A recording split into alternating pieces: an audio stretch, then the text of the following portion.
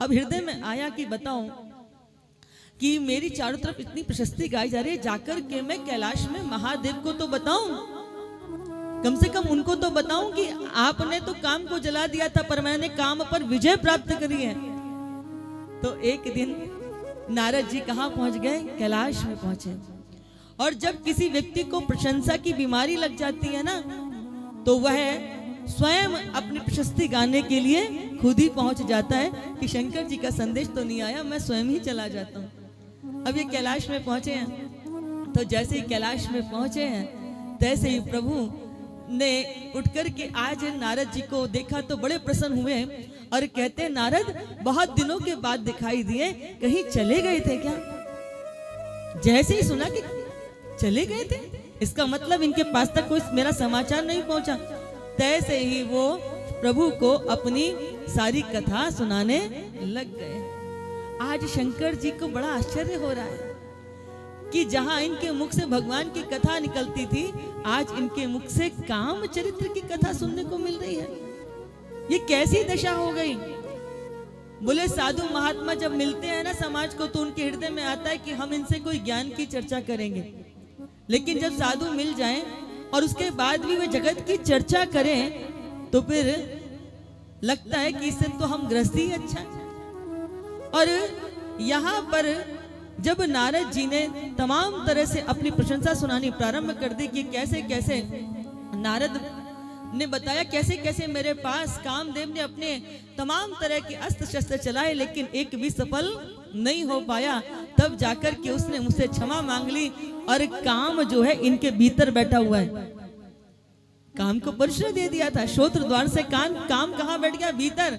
अब सोच रहे कि हाँ महात्मा चिंता मत कर, सब सुन रहा हूं, मेरा भी समय आने दे।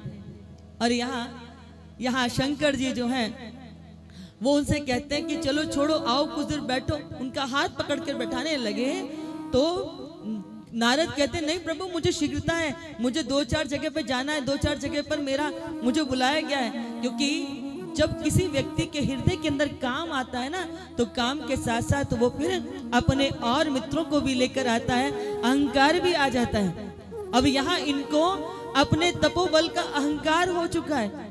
और जब इन्होंने देखा कि यहाँ कैलाश में तो कोई आता जाता भी नहीं है, यहाँ बैठ के क्या करूंगा, इससे तो अच्छा कई जगह जाऊंगा तो कम से कम मेरी प्रशंसा मेरी प्रशस्ति और जगह गाई जाएगी। शंकर जी कह रहे हैं थोड़ा बैठो, पर ये कहते कि नहीं नहीं प्रभु मुझे शीघ्रता है, फिर मैं बाद में आऊंगा और अभी जाता हूं मैं। प्रणाम करके जाने लगे तो शंकर जी ने कहा कि सुनो पुत्र, ये जो तुमने मुझे सुनाया है ना, ये तुम विष्णु भगवान को रमा निकेत को मत सुनाना, ये उनको मत बताना। जब ये वाली बात उन्होंने कही तो कहते हैं ना कि सांप के डसे को अगर नीम भी खिलाओ तो मीठी लगती है ना, उल्टा लगता है। इनको क्या लग रहा है कि मैंने काम पर विजय प्राप्त कर ली, इसलिए मेरी प्रशंसा चाहते नहीं है कि समाज में स्थापित हो।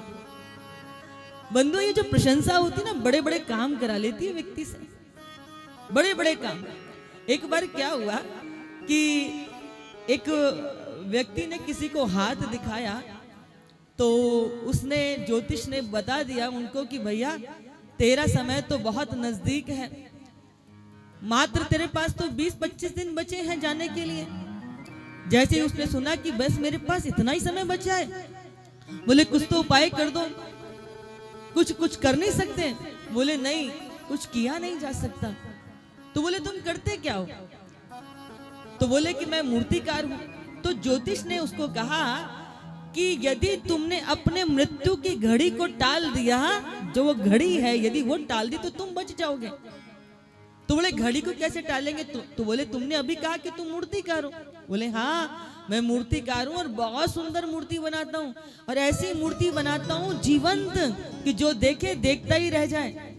तो बोले तो भैया ऐसा कर कि तू अपनी जैसी 9 मूर्ति बना, और जिस समय भगवान तुझे लेने के लिए आएंगे तू शांत रहना, बस घड़ी टल जाएगी, यदि घड़ी टल गई तो तू बच जाएगा। अब तो मूर्तिकार ना रात देखे ना दिन देखे, उसने ऐसी सजीव जीवंत मूर्ति बनाई कि वो कभी कभी खुद ही भ्रमित हो जाता था कि मैं कौन सा हूं। नख से लेकर शिख तक इतनी अद्भुत सजीव जीवंत मूर्ति बना दी। मृत्यु का समय आया तो ये बीच में खड़ा हो गया, 4 मूर्तियां इधर 4 मूर्ति इधर, बीच में ये स्वयं खड़ा है। यमराज के दूत लेने के लिए आए। यमराज के दूत चारों ओर देखने लगे। वो कहते कि ये क्या, ब्रह्मा जी लगता है बदल गए क्या, क्योंकि पहले वाले ब्रह्मा जी की सृष्टि में तो एक जैसा एक ही मनुष्य होता था, यहाँ तो 9 व्यक्ति एक जैसे हैं। किसको लेके जाएं? चारों ओर घूम घूम करके देखा, कुछ समझ में नहीं आया। वह उन मूर्तियों के बीच में मूर्तिकार भी सदके खड़ा एकदम। यमराज लौट करके गया, जाग करके बताया, प्रभु हम कुछ नहीं कर पाए। यमराज ने कहा, अरे तुम खाली हाथ आ गए? बोले एक व्यक्ति हो तो लेके आए, वहां तो 9 खड़े हैं। अब स्वयं यमराज खुद चल करके आए, ये भी हार गए, कुछ हाथ नहीं लगाए इनके। तो ब्रह्मा जी के पास गए, बोले आपने तो हमारा काम दुर्भर कर दिया। अरे पहले एक होते थे, अभी 9 बना दिया, हम कैसे पहचानेंगे? कोई नए ब्रह्मा जी की जो है स्थापना हुई है क्या? ब्रह्मा जी बोले कि मैं तो एक ही हूं, ये कैसी बात कर रहे हो? तो ब्रह्मा जी गए देखने के लिए, और ब्रह्मा जी भी जब यहाँ आए तो देखा एक जैसा, एक नहीं 2 नहीं 9 एक जैसे खड़े थे, और 9 एक जैसे दिखाई दे। ब्रह्मा जी भी कुछ कर नहीं पाए, चकित आश्चर्य में पड़ करके वे जब कुछ नहीं सूझा तो भगवान विष्णु के पास गए, जाकर के सब बताया कि प्रभु ऐसे तो सारा विधान उलट पुलट हो जाएगा, आप कुछ मार्ग निकालिए, कुछ युक्ति बताइए। तो भगवान विष्णु स्वयं आए। और बंधुओं, जब भगवान विष्णु आए तो उन्होंने क्या देखा, एक जैसे 9, एक जैसा रूप रंग कद काट, एक जैसा जीवंतता। विष्णु भगवान देख के बड़े प्रसन्न हुए। वो कहते हैं, वाह कितनी सुंदर मूर्ति है, कितनी तत्परता के साथ, एकाग्र भाव के साथ इसको बनाया गया होगा। मूर्तियां इतनी सुंदर है तो मूर्ति बनाने वाला कितना सुंदर होगा। यदि वो मेरे सामने होता तो मैं उसके हाथों को चूम लेता, उसको पुरस्कार देता। जैसे ही प्रशंसा की है तैसे मूर्तिकार बोल उठा कि मैं ही हूं जिसने मूर्ति बनाई है। भगवान बोले, आजा आजा, तेरा ही इंतजार।